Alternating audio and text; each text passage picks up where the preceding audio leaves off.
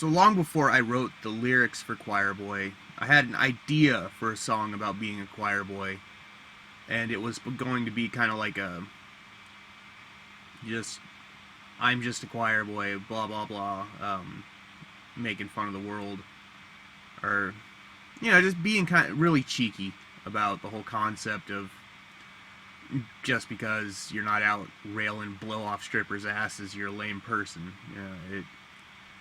There's a lot of soldiers and firefighters and shit, probably stuntmen and all kinds of people who live crazy, clean lives. And I'm not pretentious or looking down upon anyone who loves to party and do drugs within reason and live their life. It's just the whole stigmata of just because you don't live like that, you're a boring person.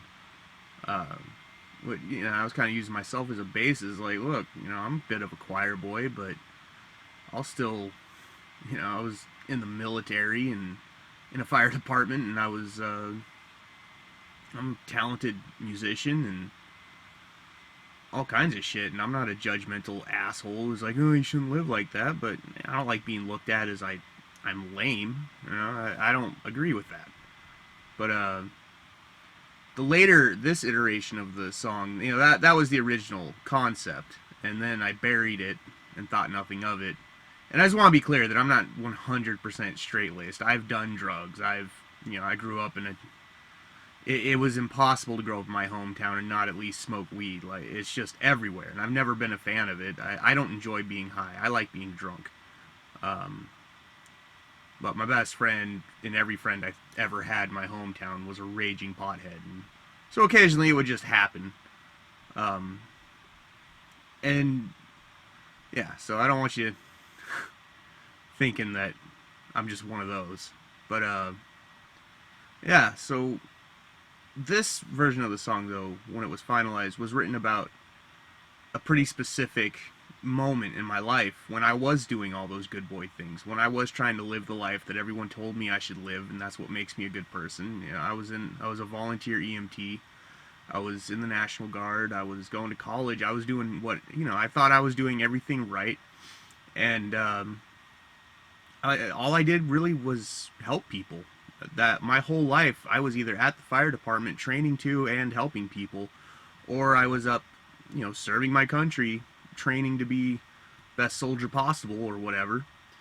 And my buddy was at my fire department doing a rail of crushed pills off of the coffee table, and I was on duty, and he offered me some. Which, if I'd been off duty somewhere at that time in my life, I might have, I would occasionally.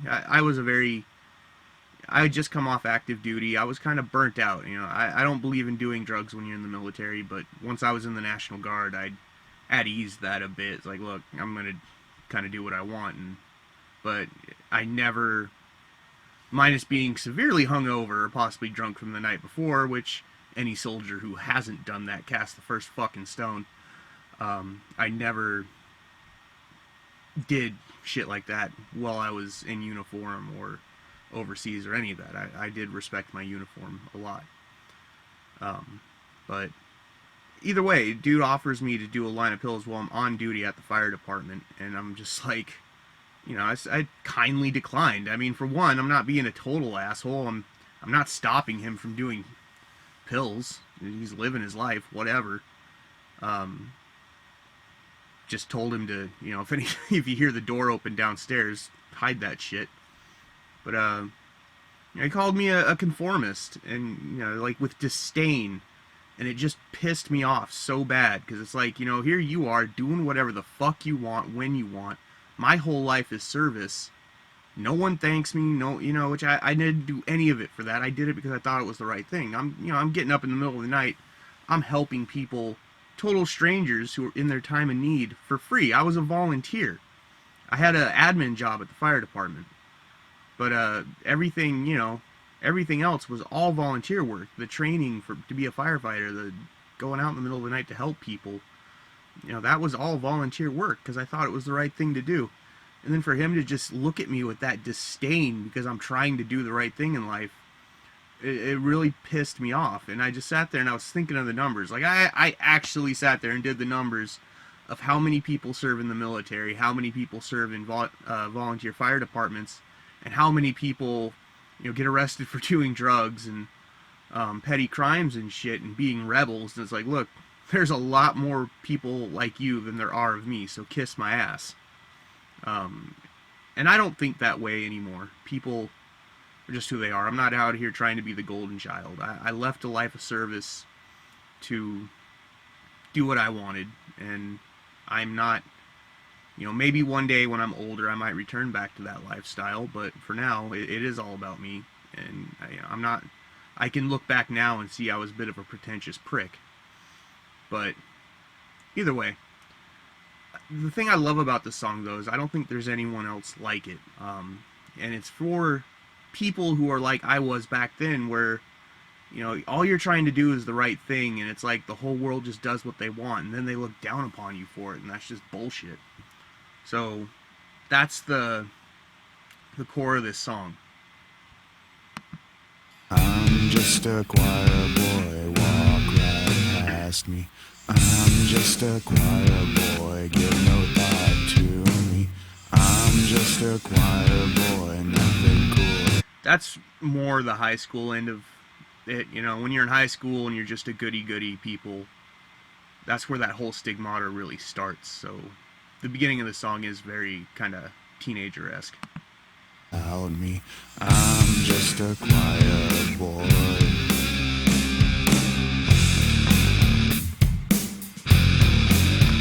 I like to point out with the song that I am aware of how mainstream it is. It's the first mainstream song I've ever done.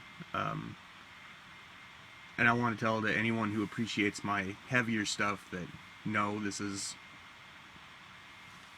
I didn't do this. I didn't do that just because I want to sell more music, alright? It comes from a genuine place. This song is very empathetic, and I want it to be there for people who felt the way I felt when I wrote it. Because they don't really have they don't have an anthem. There's no anthem for good boys, or good girls for that matter. There's this anthem for good girls. They like bad boys. Anyway, here you go.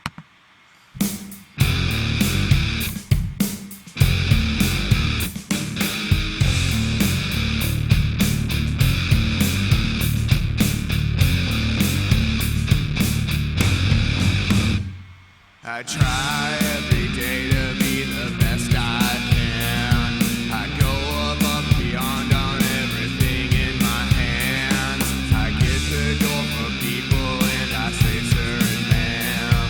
Yet society seems to believe that I'm not a man. You call me a conformist and you call me a slave, but there's a lot more of you than there are of me.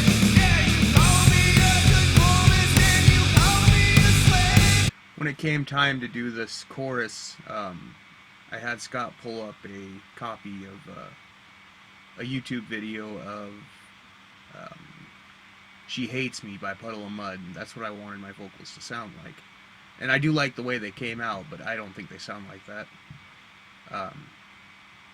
I could be wrong. When it comes to mixing, it really is best for me to just sit in the back with my cup of coffee and let the big boys work, because every time I try to tell Scott how to do something like, oh, I want it to sound like this, it comes out sounding like shit. And if I just I sit back and let him work his magic, it always turns out a lot better.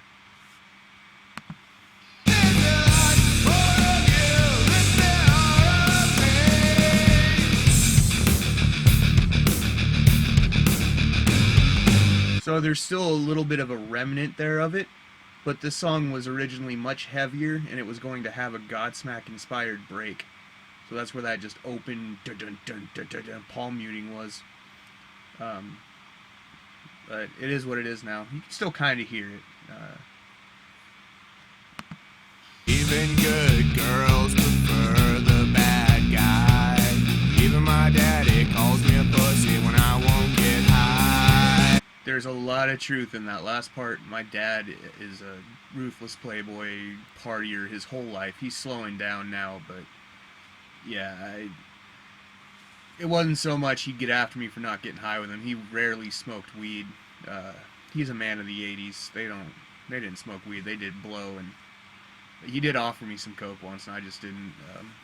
He didn't call me a pussy for not taking coke. Believe me, it's not like he didn't mind not sharing that, but the sentiment is true. There's been more than enough times where he's given me shit because I just wasn't in a partying mood. And, yeah, I wasn't always Mr. Good Boy. There's been plenty of weekends where Dad and I just tore it up, fucking got shit faced, got some pills, got some, it's important to have balance in life, is what I'm really saying.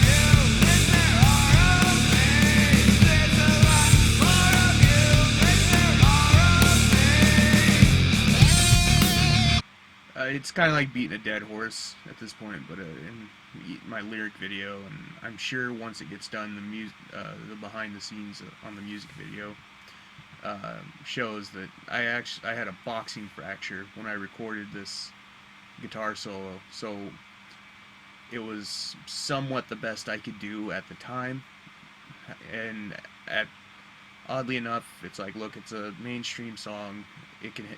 I can do a mainstream guitar solo and it'll be all right. But when I was outside smoking with Scott, I told him if someone asked me to play a guitar solo like that in high school, I would have kicked him in the dick, because it's just,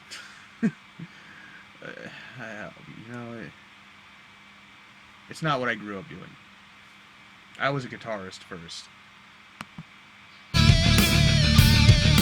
I take that back. I was actually a percussionist first, because when I was a kid, my dad was too cheap to buy a guitar and opted to buy me a drum pad for, what do you call it? Band. And you can turn that around and be like, oh, you just wanted your daddy and mommy to pay for everything. It's like, look, I didn't get paid for doing chores. I didn't get an allowance. I didn't get any of that shit. I grew up in rural Alaska. You work constantly. That's all you do, is you work. And when it comes to money, you don't really get any money is when you're a kid. So, I take that back. The only time you can get money is really during the summer. But outside of that, my family didn't give me any money when I was growing up. Everything had to be earned outside of school. You had to work summer jobs. The whole concept of an allowance blew my mind growing up when I talked to kids from other families. Like, they just give you money for living? He's like, yeah, as long as I do my chores. Like, you get paid for chores? And that was my parents. My grandparents, on the other hand, would give me a $4 weekly allowance for a Goosebump book when I was 5, 6, 7, if I did my chores. But yeah, no. Yeah, I don't even know what I'm talking about. Meow, meow, mainstream guitar solo.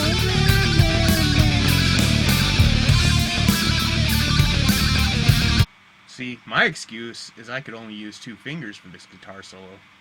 What's other guitarists' excuses who play like this?